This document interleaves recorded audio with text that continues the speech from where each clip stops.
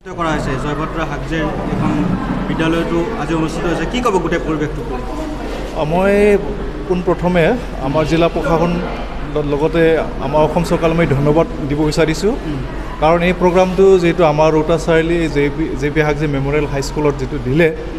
তাৰ কাৰণে মই আমাৰ জিলাৰ তৰফক আৰু অসম চৰকাৰক মই ধন্যবাদ জনাইছোঁ আৰু আমি খুব ভাগ্যৱান কাৰণ আমি এই প্ৰগ্ৰামটো আমাৰ ইয়াত পাবলৈ আমি নিজকে ভাগ্যৱান ভাবিছোঁ কাৰণ আমাৰ এই সৰু সৰু ল'ৰা ছোৱালীসকল এতিয়া আমাৰ ইয়াতে যিটো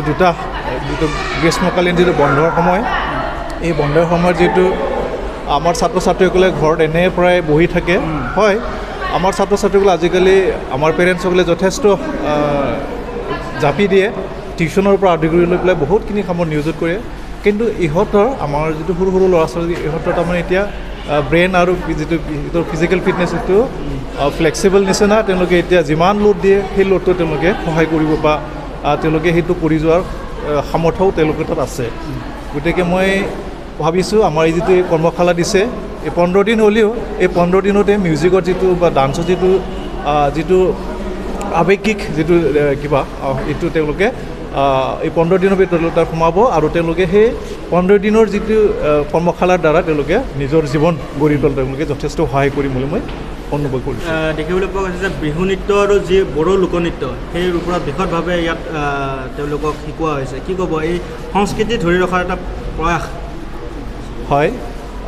যিটো আমাৰ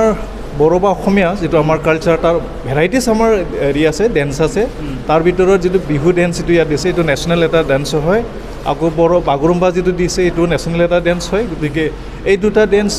আমাৰ গভৰ্ণমেণ্টৰ পৰা যিটো চিলেকশ্যন কৰি দিয়া হৈছে এইটো খুব প্ৰশংসনীয় পদক্ষেপ মই তাৰ কাৰণে আমাৰ জিলা প্ৰশাসনক আকৌ ধন্যবাদ দিব বিচাৰিছোঁ কাৰণ এই দুটা যিটো ডেন্স এই ডেন্সটো অলৰেডি মানে ইণ্টাৰনেশ্যনেল কিবা পৰ্যায়ত তেওঁলোকে স্থান পোৱা হেৰি হয় গতিকে তেনেকুৱাকৈ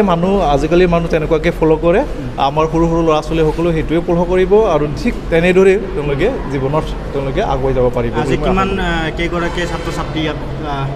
আজি আমাৰ যিটো এই প্ৰগ্ৰাম যিটো উদ্যোক্তা তেখেতসকলে জনোৱা অনুযায়ী